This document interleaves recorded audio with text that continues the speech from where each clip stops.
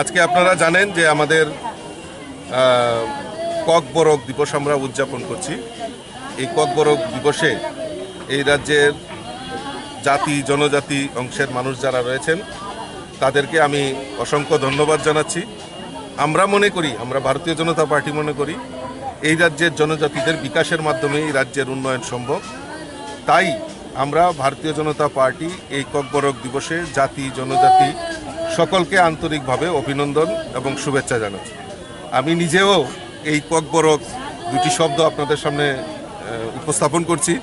ভুল হলে ক্ষমা করে দেবেন রাজ্যবাসী, কিন্তু শিখার চেষ্টা করছি এবং আপনাদের এই কৃষ্টি এবং সংস্কৃতি এবং আপনাদের ভাষাকে একাত্ম করার চেষ্টা করছি।